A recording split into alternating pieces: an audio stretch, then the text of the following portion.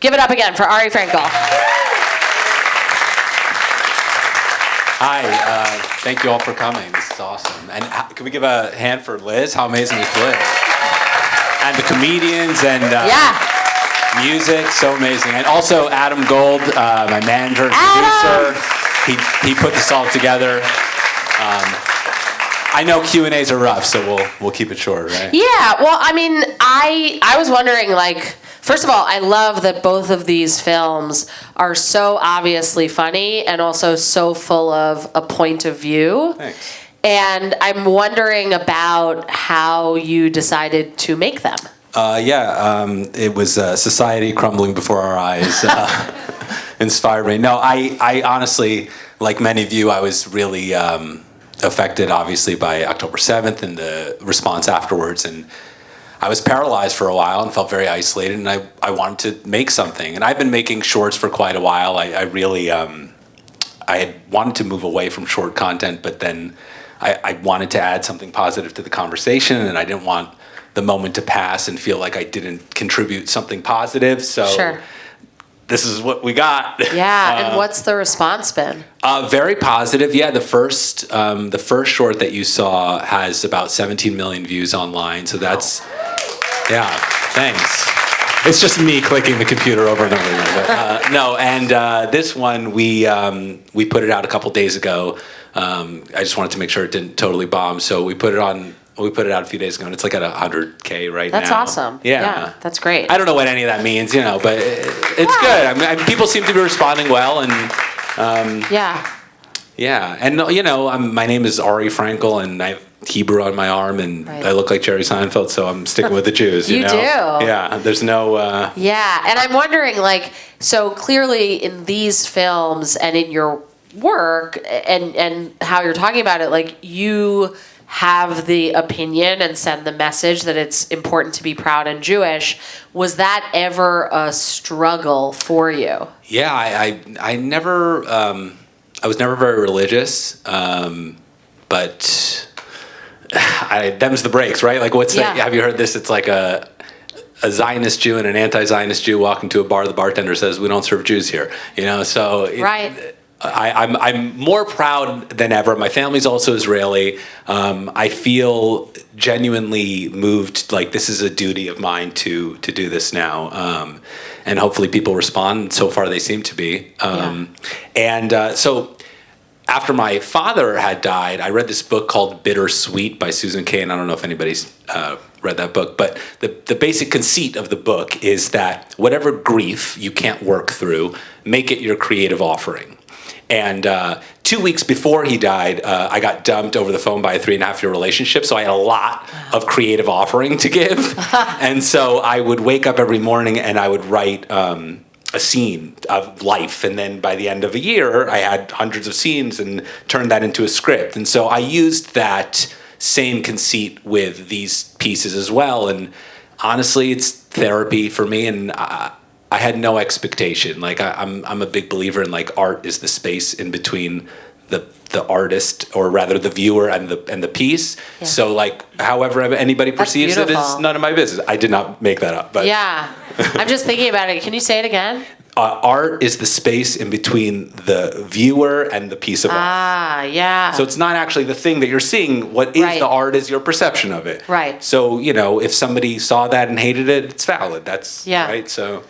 Yeah. Have you gotten responses that, your making this has, like, allowed someone to be more openly Jewish in public? Oh, I hope so. I mean, there's been, it was really, like, beautiful. I mean, especially that first one came out in December. Sure. So, like, 2 months after October 7th, and it was... in case you didn't know how the calendar, I appreciate the order the of the months, but it was really like, I think I hit a nerve. I think people really wanted to feel seen, and I was so moved and grateful that people responded that way. I had no expectation. I really didn't. I thought it would, spread through my supportive friends, and that was it. but I have now pushed that to a longer form script and project. Yeah, I was going to ask you about that. Yeah. So part of the reason we're all here is because I was connected to Isaac and the JCC. Thank you so much to the JCC for allowing us to Yes, give it up for Isaac and the JCC.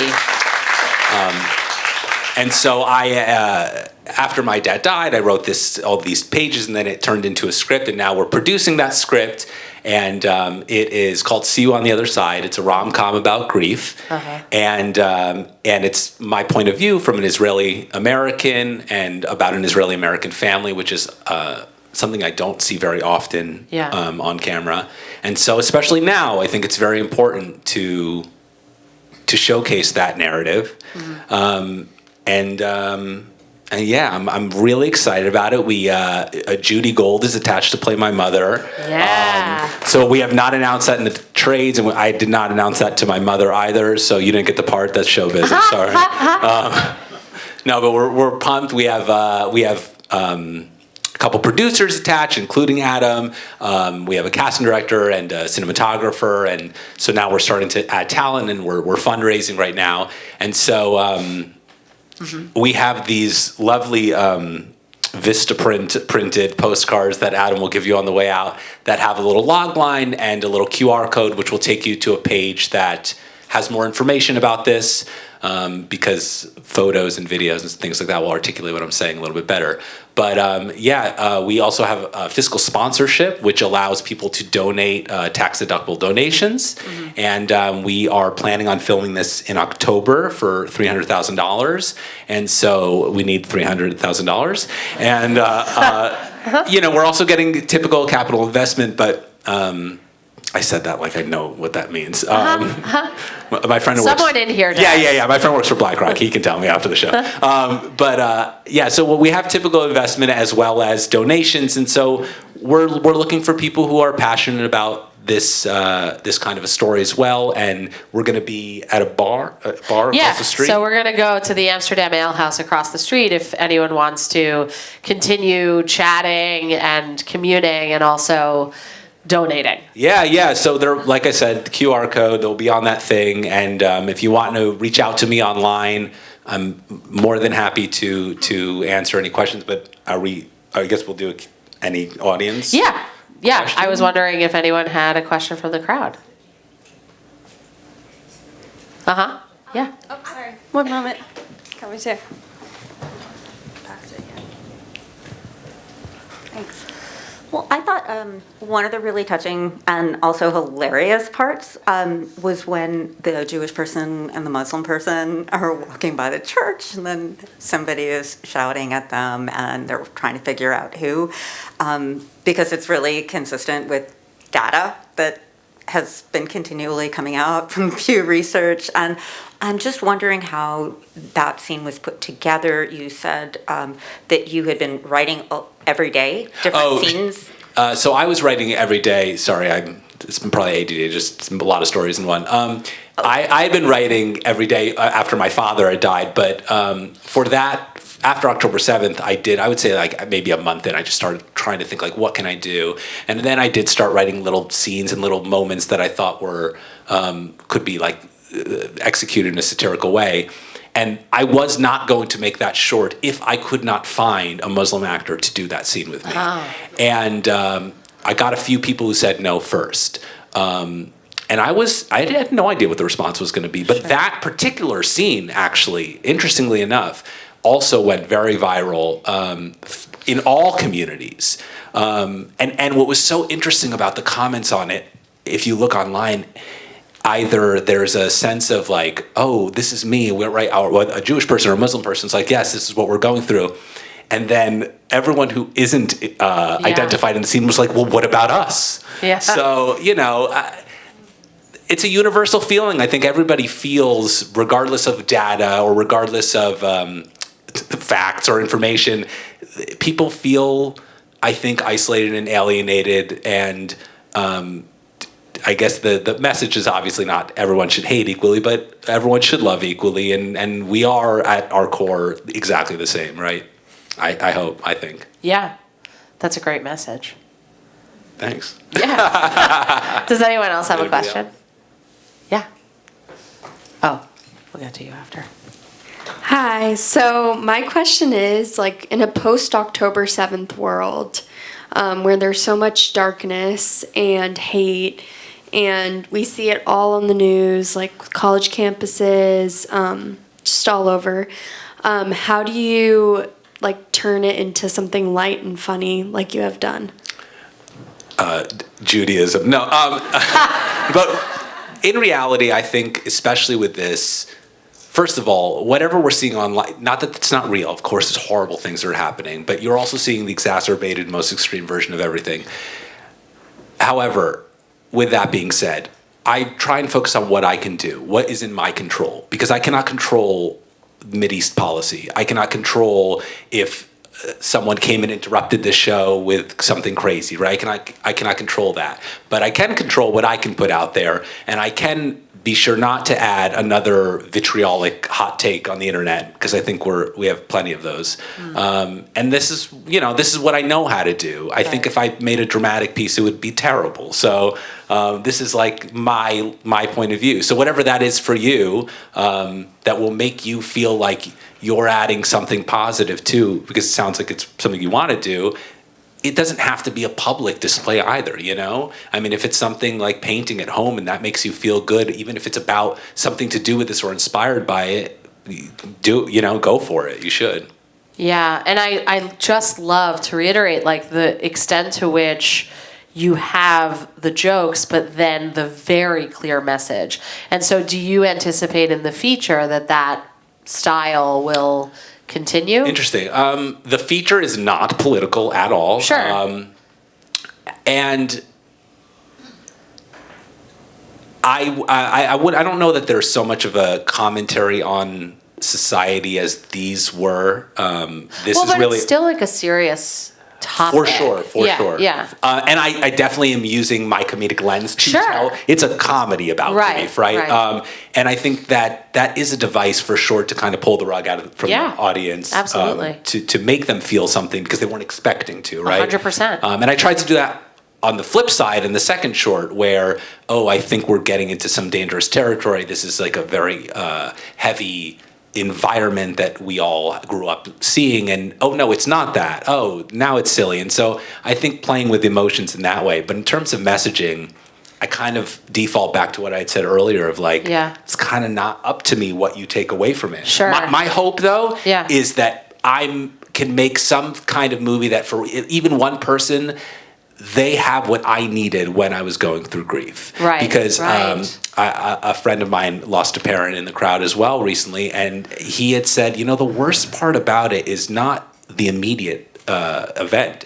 It's that everyone else in life moves on, and you have to sit with it every day. And so this is where I think like the art can really help at least facilitate some level of comfort when you're home alone and you can watch something that makes you feel like you're not alone.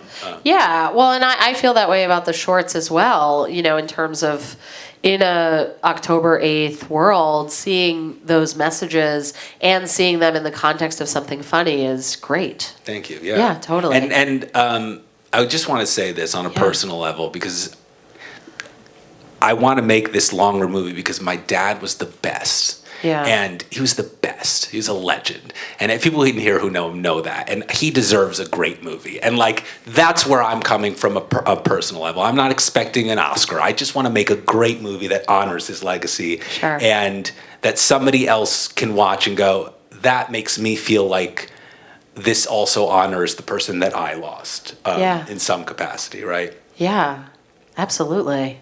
That's great. I mean, and maybe you'll win an Oscar. Yeah, maybe, yeah. I think there may have been one more question in the crowd that I saw. Yeah. I don't know if we... One more question, I think? Yeah.